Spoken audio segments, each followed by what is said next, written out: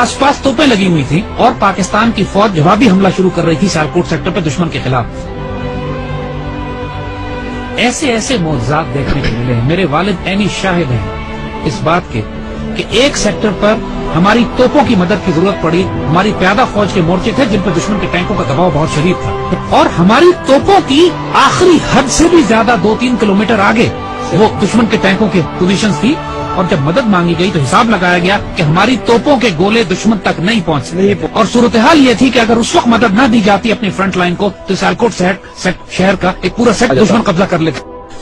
اللہ کے توکل پر یقین کریں, افسروں کی آنکھوں میں آنسو آ گئے. انہوں نے اللہ کے بھروسے پہ, اللہ کے آسرے پہ کر کے دشمن کی طرف توپوں کا منہ کر کے فائر کیا ہے. اور ناقابل یقین بات ہے کہ گولہ تقریباً 2.5-3 منٹ لیتا ہے فائر ہونے کے بعد توپ کا اپنی منزل پہ پہنچتے ہوئے. 3 منٹ کے بعد وائرلیس پہ ہماری جو آگے ہمارے مورچے تھے وہاں سے نعرے تکبیر کی آوازیں آنے لگی کہ دشمن کے توپیں ٹھیک ٹینکوں کے بیچ میں گر رہے تھے, جو کہ ہماری توپ کی آخری حد سے بھی کئی کلومیٹر آگے تھا.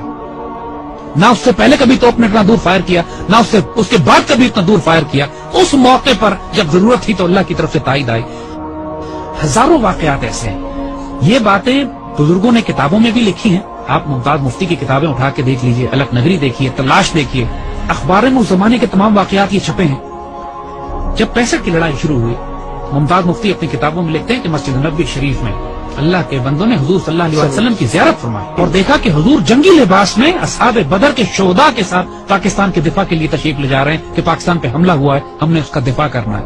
اور یہ باتیں ممتاز مفتی نے لکھی ہیں, کتابوں میں چھپی ہیں, اخباروں میں چھپی ہیں. یہ باتیں اپنی طرف سے ہم نہیں بنا رہے. یہ باتیں کہ دشمن کے طیاروں ان کو ذمہ داری دی گئی کہ راوی کے پل پہ بمباری کرنی. وہ پائلٹ پکڑا گیا. جب اس سے پوچھا گیا کہ پل تو تمہارے سامنے تھا, تم نے بمباری کیوں نہیں کی؟